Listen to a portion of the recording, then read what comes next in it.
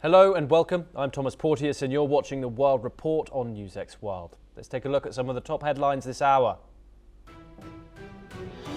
Protesters gather in Minneapolis to demand federal immigration agents leave after a 37-year-old man is fatally shot by Border Patrol. Governor Tim Walz calls on President Trump to withdraw the agents as demonstrations and political tension grow over the incident. President Trump urges Minnesota's governor and Minneapolis mayor to hand over criminal illegal aliens for deportation. State and federal officials offer conflicting accounts of events leading up to the killing of Preti. China's President Xi Jinping calls India a good neighbor, friend and partner in a Republic Day message. Xi says bilateral ties are improving and important for global peace and prosperity.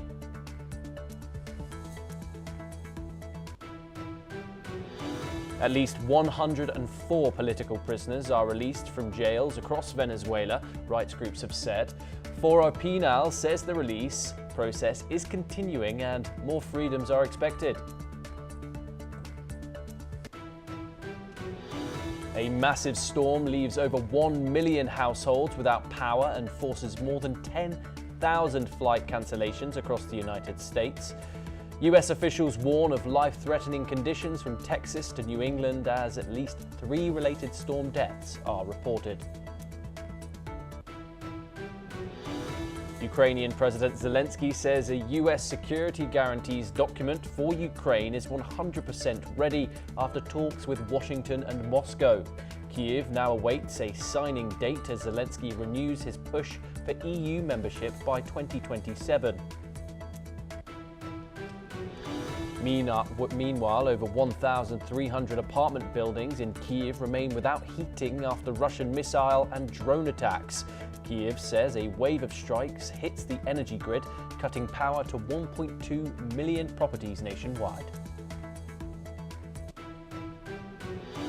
Israel says it will allow a limited reopening of Gaza's Rafah crossing with Egypt. The announcement comes as Palestinians report at least 3 killed in Israeli attacks across Gaza. We start this hour in the United States, and Minnesota Governor Tim Walz and Secretary of State Simon Steve have rejected a demand from U.S. Attorney General Pam Bondi to hand over the state's unredacted voter rolls. The demand is part of a broader list of conditions presented by the Trump administration to restore the rule of law in Minnesota following a fatal shooting of a U.S. citizen, Alex Preti, by federal agents in Minneapolis. Meanwhile, people are marching through the streets of the Minnesota Capitol following the fatal killing before gathering a growing memorial near the site of the shooting to mourn and demand accountability. Demonstrators carried signs and chanted as they moved through the city, later laying flowers and candles at the memorial amid heightened tensions and calls for an end to the federal operation. Let's listen in to what some of the protesters in Minneapolis had to say. I did see what happens. And as a United States military veteran, trained, as I said before, in counterinsurgency, trained in detainee operations, I can tell you from my perspective, the man, Alex, was not resisting. What I saw disgusted me. It made me feel sick to my stomach. And last night, before I went to bed, I couldn't stop thinking about it. Well, I live in northern Minnesota, and we started having ICE people come up there, and they're coming into our restaurants, and they're going to people's homes, and they're taking people. We can't live like this.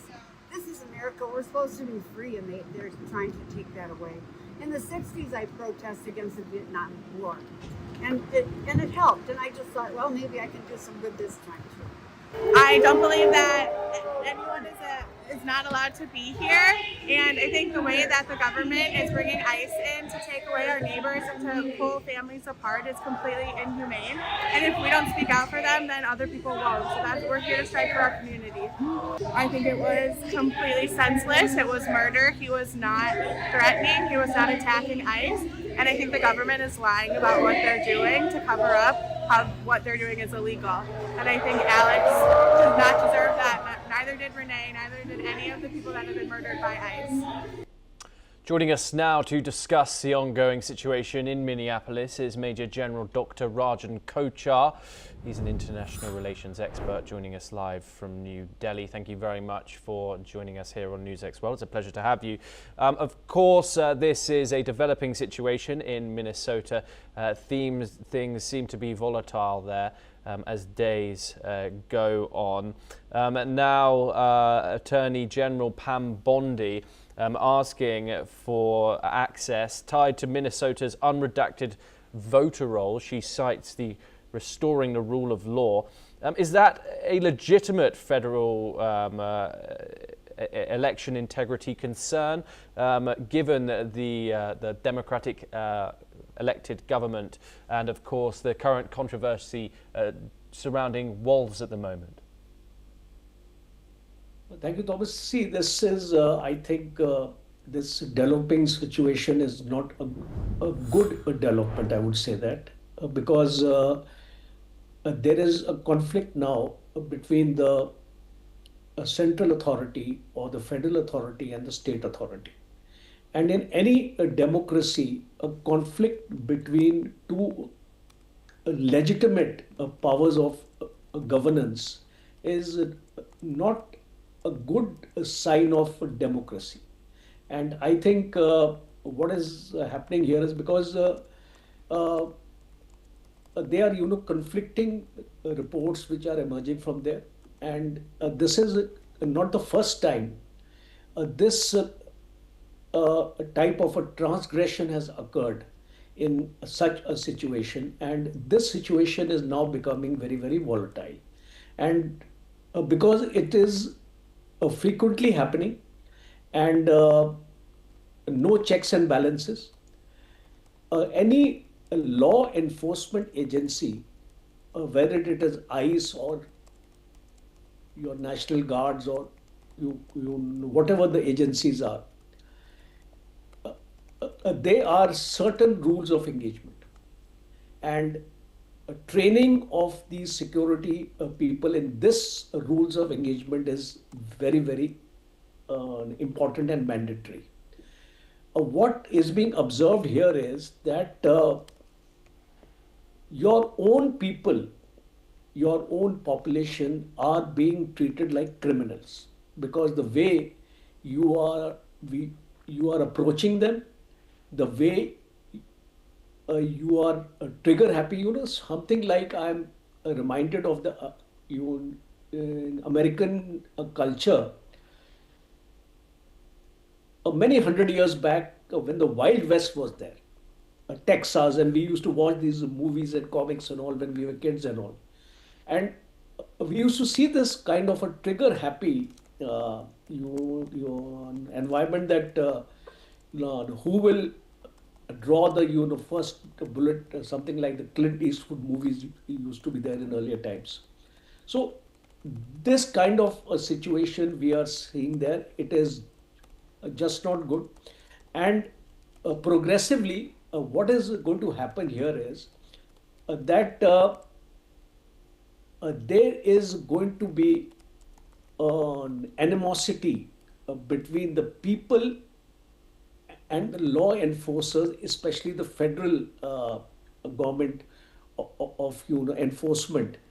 The very essence of this entire exercise is getting lost, or it is getting somewhere obscured, because what is happening is you are after immigrants. Do you have the correct kind of intelligence to track them? And especially in this incident, there, as eyewitness accounts are also telling you, that this guy was uh, his firearm, which he was authorized, like it's authorized firearm, which he had a license also, this firearm was taken away from him and then he was shot. So the people would like to know, or the judicial authorities would like to know, what was the provocation? Why was he shot? Because if he's already unarmed, there is no point in shooting, and also you use some pepper spray also initially and things like that. So I think this entire thing is getting murkier by the day, I would say that. And there is an operational ambiguity in this entire process, and competing claims of accountability. And yesterday I heard Donald Trump. Donald Trump has given a blanket sanction, like he was saying Okay. that no action I will take against any of these federal agents. So, what kind of a message is he sending to them, that you can do whatever you want to do? So, Okay. I think serious issue, and it has to be taken up in that manner. Dr. Kochar, thank you very much for joining us. Of course, it's always a pleasure to speak to you here on NewsX World. We now turn over to West Asia for our next story, and the Egyptian Foreign Minister Badr Abdel Atti welcomed US Deputy Secretary of State Christopher Landau to Cairo for high-level talks aimed at strengthening the strategic partnership between Egypt and the United States. The leaders discussed key regional issues, including Gaza, Sudan, and the Horn of Africa. On Gaza, Egypt emphasized its support for the next phase of the peace plan, calling for the rapid deployment of an international stabilization force, the full opening of the Rafah border crossing, and an Israeli withdrawal to allow reconstruction and sustained humanitarian aid. On Sudan, Cairo pushed for a humanitarian truce, safe corridors, and a Sudanese-led political process that preserves unity and institutions. Abdel Atti also warned that recognizing Somaliland could violate Somalia's sovereignty and destabilize the Horn of Africa. He reaffirmed that the Nile remains Egypt's lifeline, vowing cooperation with Nile Basin states over the Grand Ethiopian Renaissance Dam, which remains a key concern for water security in Egypt and Sudan.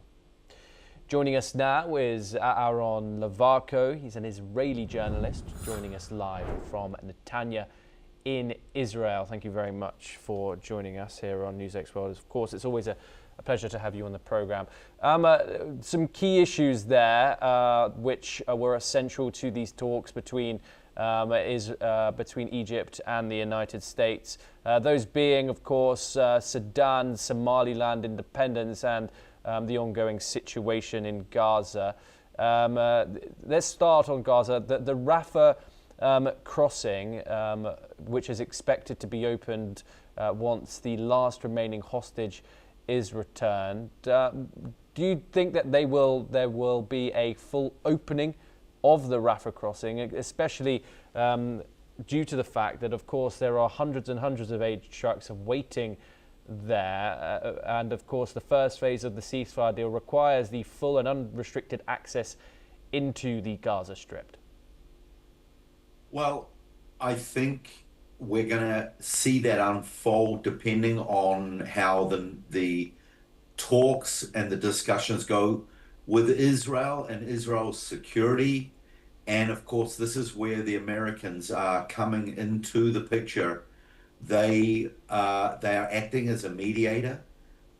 Egypt also have their concerns because the Egyptians, they really don't want an influx of Palestinian people coming into their land. So Rafah border opening is very important to them because they're feeling the pressure of the Palestinian people right on their border. There's been criticism. Why don't the Egyptians take them in? Why don't they support them? But that's just a question. I think we're going to see it unfold. But personally, I think it will open. I think there's going to be some American guarantees for security on both ends, and hopefully it will be well for the Palestinian people, and especially those that are suffering the cold of the winter here. So I think this is a great move, and what I've been reading is that there's a good feel factor about the Egypt-US strategic partnership going on. And Aaron, of course, another issue raised, the recognition of Somaliland by Israel and fears that it could destabilize the Horn of Africa. Do you think those fears are warranted? Well, it depends from whose point of view. Somaliland really have been rejected by pretty much all the Muslim nations. And from Israel's perspective, this is a strategic, economic, and security move. Like I said, it depends from whose perspective. Turkey don't like this. Some of the other Muslim nations don't like this, allowing Israel a foot in the door there. I mean, historically, Israel is on the hub of the three main continents, Africa, Europe, and Asia. And we're right on the border with Egypt. So we're not exactly Africa, but we're right on the footstep of Africa already. So I think it really depends. That statement, destabilizing the African balance there, it depends whose eyes. For the Muslim nations will not like that at all. But then nations that are part of the Abraham Peace Accords, I don't see them complaining. And maybe this is another nation that are going to come into the Abraham Accords and bring more peace by moderate Muslim nations who see that Israel are a worthy nation to invest in and to cooperate with, and to not be so radical with. And that's by the way, one of Donald Trump's key points. It's actually number one and number two in his 20-point plan for peace, the removing of radicalism in the region. So I hope that spreads, and it's not just for on the borders of Israel here. Indeed. Aaron, do stay with us as we move on to our next story, and we turn over to more developments from the region. And Israeli Defense Forces Northern Command Chief Major General Rafi Milo says that the military is preparing for the possibility that a US strike on Iran could trigger Iranian retaliation against Israel. According to Major General Milo, the military is on heightened alert for any escalation should the US decide to attack Iran. This comes as US President Donald Trump has repeatedly warned Iran that he could strike, setting two red lines for the use of military force, the killing of peaceful demonstrators and the mass execution of people arrested in the protests. Of course, both of these red lines have been crossed by Iran. However, we've seen no military action. Iran has previously said that if the United States attacks, it will see Israel as a legitimate target along with the other US bases in the Middle East as well. Is Israel ready for that if the United States does indeed conduct military strikes inside Iran? And is Israel ready for another conflict if, of course, Donald Trump does press that button and launch those aerial attacks? I think we're as ready as we can be. We've been waiting for this to happen. It seems to be inevitable that it's going. to happen. After all, Donald Trump has brought in a mass amount of Navy warships, attack ships, airplanes, the Abraham Lincoln battleship. Apparently, it has more air firepower than the whole of the Israeli Air Force combined. So it's a mass amount. Is he just bringing that all over to threaten and to make a signal, or is he ready to pull the trigger?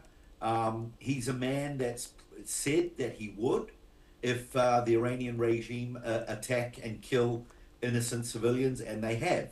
So we're expecting it to happen where the bomb shelters have been opened, first aid places have been put on alert, blood banks, bomb shelters, everything as much as possible. In the meantime, life is going on as normal, but it could just open up any moment. We're all familiar with the sounds of sirens.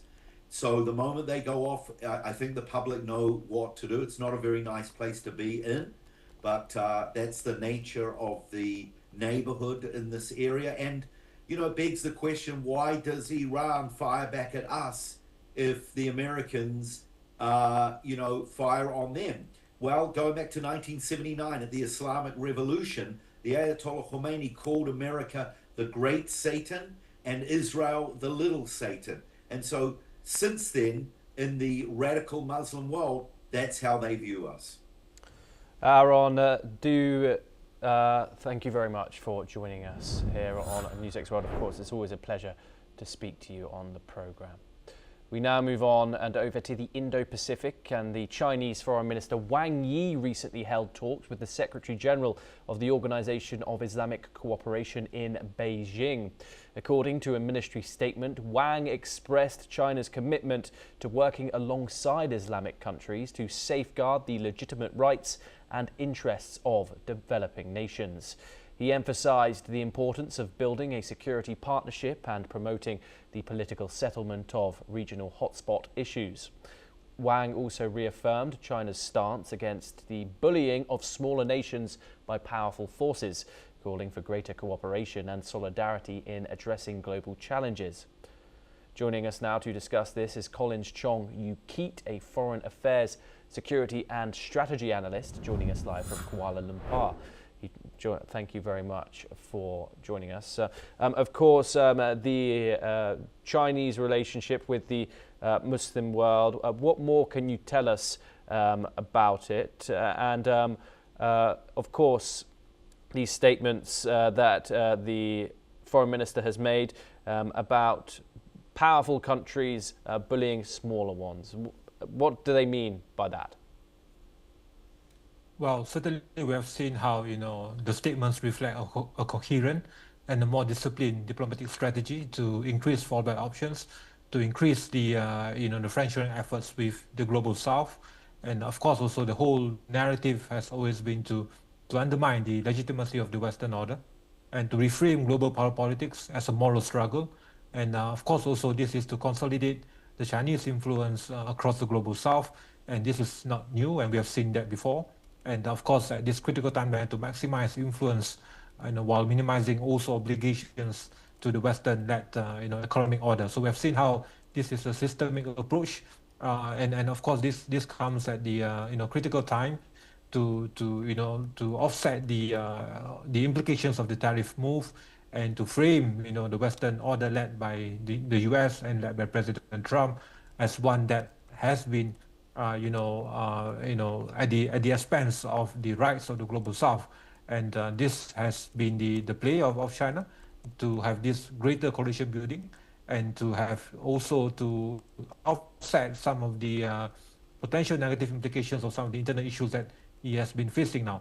Also the criticisms over Xinjiang. So this is a critical platform and opening being leveraged upon by President Xi.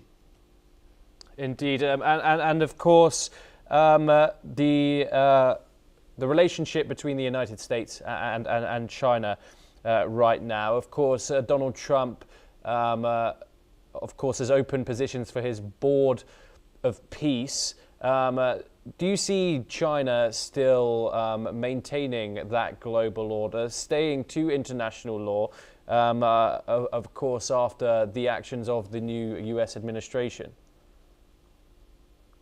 Well, we have seen how China is now trying to exploit and galvanize the strength and the needs and demands of the new nation, the new order, where nations have been at the losing end of this bold new approaches by President Trump. So China is well aware of the implications, and now he has been trying to also foster greater relations with traditional, conventional U.S. allies, including with Canada, with the UK, and also to seize upon the opening now where transatlantic ties have been strained, and we've seen how negotiation is promoted with China with regards to global South, where the impact will be to constrain the image and narrative of the Western-led order, but not where it constrains China. We have seen how issues regarding the rules-based order, the sanctity of the international law with regards to South China Sea, with regards to the actions by China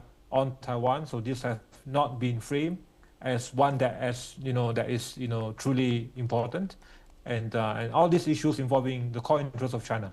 And we've seen how this has been compartmentalized by the Chinese administration, where it sees fit in accordance to the interests of China.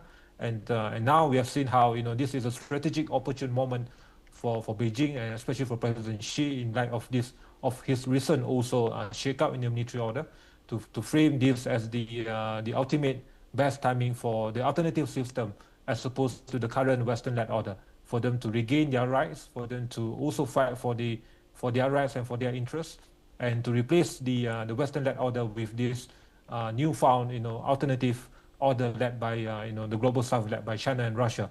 But I've argued that this will not be the case.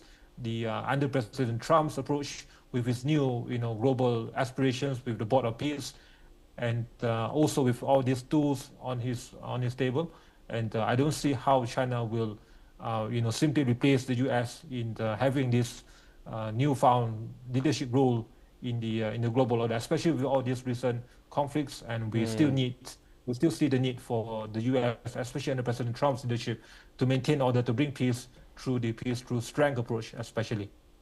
Colin Shong-Yu-Keat, as always, it's a pleasure to talk to you. Thank you very much for joining us. We turn over to the Mediterranean now, and 5 people remain missing after a devastating fire that broke out at a food factory located near the city of Trikala in central Greece.